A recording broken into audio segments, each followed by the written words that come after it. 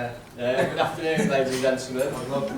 Hi Rob. For those of you that know me, no need for introductions. But for those that don't, my name's Rob.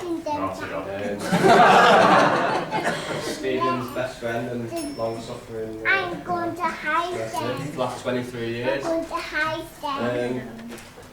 I have to find them. I can assure you being best man is one of the most terrifying things I've had to do. And this isn't the first time today I've stood up from a warm seat with a flimsy piece of paper in my hand. The last time I was this nervous was back in 2002 when I finally plucked up the courage to ask Stephen if he's going to buy a round of drinks. What can I say about this man at the top table there? He's kind, he's generous, witty, a supreme athlete. Enough about me, it's Steve. I just want to pass on my congratulations to a couple of moments, Stephen Chelsey. Now it's my job to stand up here and say a few complimentary and interesting things about Stephen now. So it won't take very long. I first met Stephen and Paul indirectly through Swinton Swimming Club. We'd be taken along to watch our older sisters compete in swimming galas. Which wasn't a bad thing for a couple of 8-year-olds to do. All the girls in costumes. We were so taken by it, we decided to stick it out, and eventually we progressed on to swim for the city of Salford, where the better swimmers went to represent Manchester. I say better swimmers. Steve will probably reluctantly admit that me and Paul were in that package. Stephen was pretty much there just to make up the numbers. Off the subs-bench when somebody couldn't make it. But I'm happy to say he was actually a bit better at cricket. In our early teens, we used to play for Bury Boys team cricket club. And this time Stephen was a better player, and I was pretty much there to make up the numbers. But one of the most memorable moments is in a practice session when Stephen was batting in the nets, and I was bowling. And I threw a lovely ball in from the right at pace, and although it didn't hit the wooden stumps, it managed to catch Stephen's middle wicket square. It went down like a good shot. His dad and another lad had to help carry him out. Me and Paul were already on the floor laughing like we couldn't really help him out. As you all know, the bride's supposed to wear something old, something new, something borrowed, and something blue. But Stephen's suggestion that Chelsea wear a Man City top would be very interesting to go down to. Moving on. I was talking to Stephen's mum the other day, and she managed to get me a copy of his old school report. His final year at school, but I won't bore you with all the details, because let's face it, it's not very good. There's a couple of interesting comments, and a couple of his teachers and his headmaster. His RE teacher had to say that Stephen's understanding of the Bible is very limited. So much so that he still believes the book of Genesis was written by Phil Collins.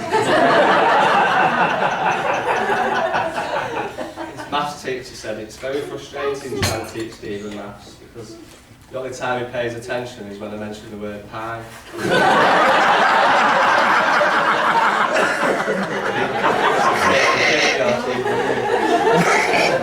He also thinks algebra has a figure-enhancing piece of his underwear, and that trigonometry is an antisocial disease.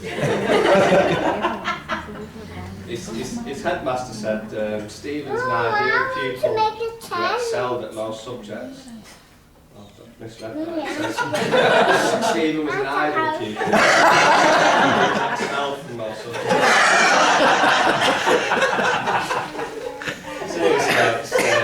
He said that your school days are some of the best days of your life, but I think anyone that won't be Stephen will probably disagree. Later on anyway, we went on our first last holiday. over to Magaluf in the arse when we were about 18. Me, Stephen and another lad called Rick. You know, we went there basically for the type of thing that 18-year-old lads spend most of the time thinking about. It wasn't the Spanish culture. So we set off full of high spirits and youthful bravado, only to forget that freezer crowd, and we fell out several times throughout the holiday. Always quick to make up over a beer or when you wanted to borrow a shirt. We also forgot that Stephen being the ginger community couldn't spend more than 5 minutes in the sun even with factor 200 sunblock. It's pretty funny really watching him turning lobster head on the beach, sunbathing with a bubble jacket.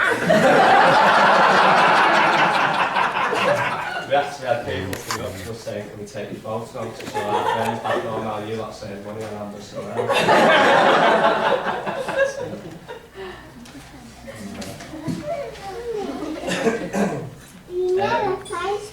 4 years ago now that Stephen Chelsey got together, wasn't it? Yes.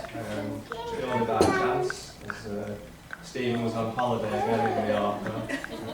This time with a new bubble jacket and a vinyl suit. And he called home one night to speak to his sister, and she was a little bit busy, so she passed the phone on to her friend Chelsey to fill the gap so she could take the call anyway. We got on like a house on fire, you could see, and they agreed to go out on a date when we got home, and the rest, as he says, is history. Thank goodness for fate. You'd be pleased to know I'm getting towards the end now. Not as good as me, I just want to end with a couple of observations. Stephen, as you know, Chelsea is a loving, caring person. She does a good husband. It's just as well she married you before she found one. It's nice to see that you've got married for better or worse, because Stephen couldn't have done any better than Chelsea. A lot of people have probably sat here wondering, what does Chelsea see in Stephen? I've known him for a long time now, and I've got no idea. He does have something nice to say about me, I assure you. You are a lucky guy. Just married a lovely life, beautiful, kind, funny. Chelsea, you've got a lovely dress in there.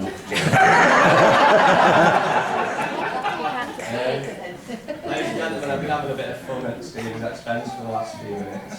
I can honestly say he's the best friend I've ever had, and I've truly valued his friendship for the last 23 years, even if I did almost ruin his chances of being a dad in the cricket net.